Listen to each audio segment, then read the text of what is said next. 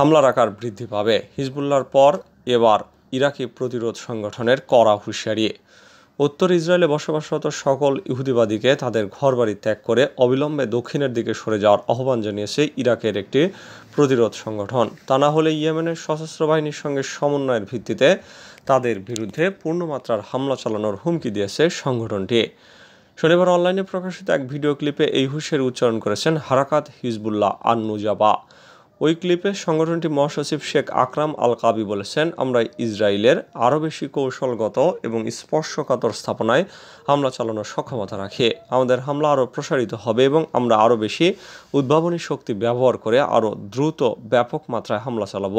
ভিডিওতে ইয়েমেনের সশস্ত্র বাহিনীর মুখপাত্র ব্রিগেডিয়ার জেনারেল ইয়াহিয়া সারির একটি বক্তব্য উদ্ধৃত করা হয়েছে, যেখানে তিনি বলেছেন, ইয়েমেনের সেনাবাহিনী ইরাকের ইসলামী প্রতিরোধ সংগঠনের যোদ্ধাদের সঙ্গে মিলে 2টি অভিযান চালিয়েছে।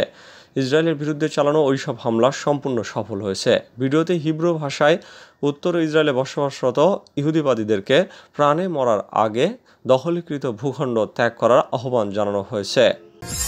ভোটের ফল থেকে শিক্ষা নেয়নি মোদী সরকার। অল ইন্ডিয়া মজলিসি ইত্তেহাদুল মুসলিমিন বা মিম প্রধান আসাদুদ্দিন ওয়াইসি ইউএপিএ আইনের অধীনে আটক মুসলিম, অধিবাসী এবং দলিত জনগোষ্ঠীর ভবিষ্যৎ নিয়ে উদ্বেগ প্রকাশ করেছেন। হায়দ্রাবাদের সাংসদ মোদী সরকার এই লোকসভা নির্বাচনের ফলাফল থেকে কিছু শিখবেন বলে আশা করেছিলেন, কিন্তু তার সেই আশা ভেস্তে গেছে। শনিবার ওয়াইসি এক্স এক পোস্টে বলেন, আজ ইউএপিএ আইন আবার সংবাদের শিরোনামে। এটি একটি অত্যন্ত নির্মম আইন, যার কারণে হাজার হাজার মুসলিম, দলিত এবং আদিবাসী যুবক কারাগারে বন্দী হয়েছেন এবং তাদের জীবন ধ্বংস হয়ে গেছে। মিম প্রধান আরও দাবি করেন, এই কঠোর আইনটি 85 বছর বয়সী স্ট্যান স্বামীর মৃত্যুর কারণ। 2018 সালের ভীমা কোরেগাঁও হিংসা মামলায় ইউএপিএর অধীনে আটক হওয়া আদিবাসী কর্মী স্বামী 2021 সালে বিচার বিভাগীয় হেফাজতে মারা যান। ওয়াইসির লোকসভায় 2019 সালের বেআইনি কার্যক্রম সংশোধনী বিলের বিরোধিতা করেছিলেন এবং ইউএপিএ আইন প্রণয়নের জন্য কংগ্রেসকে দায়ী করেছিলেন। তিনি বলেন, 2008 এবং 2012 সালে কংগ্রেস সরকার এই আইনটিকে আরও কঠোর করেছিল, তখন আমি এর বিরোধিতা করেছিলাম। 2019 সালে বিজেপি যখন আরও কঠোর বিধান ও ছাড় নিয়ে এসেছিল, তখন কংগ্রেস বিজেপিকে সমর্থন করেছিল, তখনও আমি এই আইনের বিরোধিতা করেছিলাম। ওয়াইসি আরও বলেন, আমরা মোদি 3-0 থেকে আশা করছিলাম যে তিনি নির্বাচনের ফলাফল থেকে কিছু শিখবেন, কিন্তু আমাদের আশা ভেস্তে গেছে। সেন্ট মার্টিন পরিদর্শনে বিজেপি মহাপরিচালক, পরিস্থিতি মোকাবেলায় তৎপর থাকার নির্দেশ। বাংলাদেশ মিয়ানমার সীমান্ত পরিস্থিতি পর্যবেক্ষণে সেন্ট মার্টিন দ্বীপ সহ দেশের দক্ষিণ পূর্ব সীমান্ত পরিদর্শন করেছেন বর্ডার গার্ড বাংলাদেশ মহাপরিচালক মেজর জেনারেল মোহাম্মদ আশরাফুজ্জামান সিদ্দিকী। এ সময় তিনি মিয়ানমার সীমান্তে উদ্ভূত যে কোনো পরিস্থিতি মোকাবেলায় বিজেপির সদস্যদেরকে সদা তৎপর থাকার নির্দেশ দেন। রোববার সকাল 10টার দিকে বিজেপি সদর দপ্তরের জনসংযোগ কর্মকর্তা মোহাম্মদ শরীফুল ইসলাম বিষয়টি জানিয়েছেন। তিনি জানান, সাম্প্রতিককালে মিয়ানমারের আরাকান রাজ্যের সীমান্তবর্তী মংডু অঞ্চলে মিয়ানমার সেনাবাহিনী এবং সশস্ত্র বিদ্রোহী গোষ্ঠী আরাকান আর্মির মধ্যে সংঘর্ষের ঘটনা পরিলক্ষিত হয়েছে।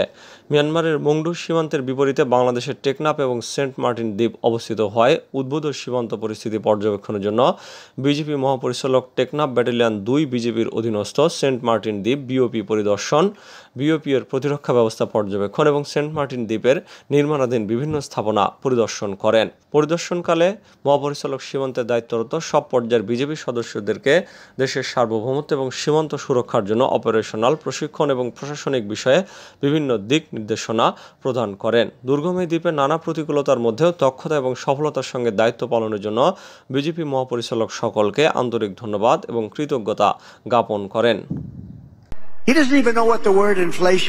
ইউক্রেনকে দুঃসংবাদ দিলেন ট্রাম্প। সাবেক মার্কিন প্রেসিডেন্ট ডোনাল্ড ট্রাম্প বলেছেন, আগামী নভেম্বরে পুনরায় প্রেসিডেন্ট নির্বাচনে জয়ী হলে ইউক্রেনকে অর্থ সহায়তা বন্ধ করবেন। রাশিয়ান সংবাদ সংস্থা তাসের বরাত দিয়ে ট্রাম্প বলেন, আমি মনে করি ইউক্রেনের প্রেসিডেন্ট ভ্লাদিমির জেলেনস্কি হয়তো এখন পর্যন্ত বেঁচে থাকা যে কোনো রাজনীতিবিদদের মধ্যে সবচেয়ে বড় সেলসম্যান। তিনি যখনই আমাদের দেশে আসেন তখনই $60 বিলিয়ন নিয়ে চলে যান। ট্রাম্প বলেন, জেলেনস্কি যখন দেশে ফিরে যায় তখন আবার ঘোষণা করেন যে তার আরও $60 বিলিয়ন প্রয়োজন, আর এটি কখনোই শেষ হয় না। আমি এটির মীমাংসা করব। এর আগে ট্রাম্প একাধিকবার ঘোষণা করেছিলেন, ফের হোয়াইট হাউসে ফিরে আসলে ইউক্রেনের সংঘাত বন্ধ করতে সক্ষম হবেন। দক্ষিণ লেবাননে ফের বিমান হামলা চালিয়েছে ইসরায়েল। দক্ষিণ লেবাননের বেশ কয়েকটি এলাকায় নতুন করে বিমান হামলা চালিয়েছে ইসরায়েল। শনিবার রাতে দেশটির দক্ষিণের তার-উন গ্রামের কাছাকাছি এলাকায় ইসরায়েলি বিমান ওই হামলা চালায়। রোববার লেবাননের স্থানীয় সূত্রে বরাত দিয়ে এক প্রতিবেদনে এই তথ্য দিয়েছে মেহের নিউজ এজেন্সি। তবে সম্ভাব্য ক্ষয়ক্ষতি বা হতাহতের বিষয়ে এখন পর্যন্ত বিস্তারিত কিছু প্রকাশ করা হয়নি। ফিলিস্তিনি জনগণের উপর তীব্র নৃশংসতার প্রতিশোধ হিসাবে হামাস গত 7ই অক্টোবর দখলদার ইসরায়েলের বিরুদ্ধে নজিরবিহীন অভিযান চালানোর পর অবরুদ্ধ গাজায় বর্বরতম যুদ্ধ শুরু করে ইসরায়েল। এদিকে দখলদার ইসরায়েলের ক্রমাগত হামলার প্রতিশোধ হিসেবে ইসরায়েলি সামরিক অবস্থানগুলোতে এরপর থেকে নিয়মিত হামলা চালিয়ে আসছে লেবাননের প্রতিরোধ আন্দোলন। রাখাইনের নিয়ন্ত্রণ হারাচ্ছে মিয়ানমার সেনাবাহিনী। মিয়ানমারের আরাকান আর্মি 2 সপ্তাহের কম সময়ের মধ্যে বাংলাদেশের সীমান্ত ঘেঁষা রাখাইন রাজ্যের মংডুতে আরও 10টি জান্তা ক্যাম্প দখল করেছে। সশস্ত্র গোষ্ঠীটির দাবি, শহরটিতে লড়াই চলাকালে একজন স্ট্র্যাটেজিক কমান্ডার সহ প্রায় 200 জান্তা সেনা সদস্য নিহত হয়েছেন। গত মাসে উত্তর মংডু দখল করার পর টাউনশিপের দক্ষিণে জান্তা সামরিক ক্যাম্প এবং সীমান্তরক্ষী পুলিশ অবস্থানগুলোকে লক্ষ্যবস্তু করেছে আরাকান আর্মি।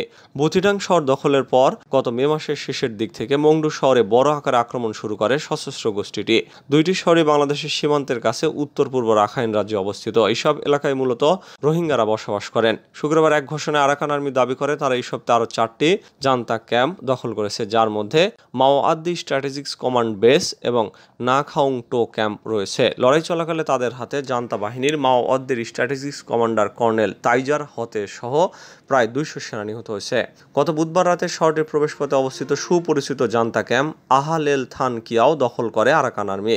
হামলার আগে সেখানে প্রায় 200 জন সেনা এবং সীমান্তরক্ষী কর্মী ছিলেন। তাদের অনেকেই অন্যান্য ঘাঁটিতে পালিয়ে গেছে বলেও দাবি করা হয়েছে।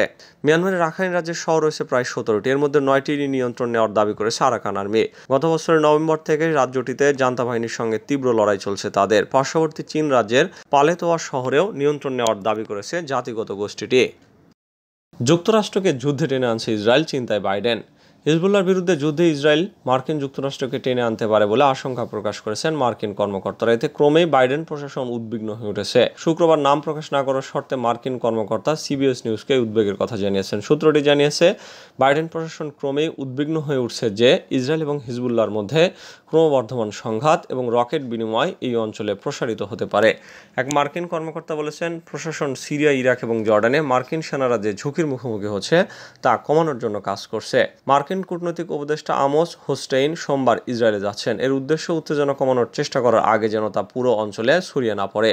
কিছু মার্কিন কর্মকর্তা সিবিএসকে বলেছেন, তারা লেবাননি ভূখণ্ডের গভীরতম স্থানে করা ইসরায়েলি বাহিনীর হামলাকে ব্যাপক আক্রমণের প্রস্তুতিমূলক ব্যবস্থা হিসেবে ব্যাখ্যা করছেন। কর্মকর্তারা উদ্বিগ্ন যে এতে লেবাননের সাথে একটি যুদ্ধ শুরু করতে পারে। তখন এই যুদ্ধে জয়লাভের জন্য ইসরায়েল মার্কিন সমর্থনের দ্বারস্থ হবে। অন্য কর্মকর্তারা সিবিএসকে বলেছিলেন, তারা উদ্বিগ্ন যে ক্রমবর্ধমান হামলার প্রতিক্রিয়া হিসেবে হিজবুল্লাহ আক্রমণ বাড়িয়ে দেবে। এর ফলে একটি অনাকাঙ্ক্ষিত যুদ্ধ আরম্ভ হয়ে যাবে।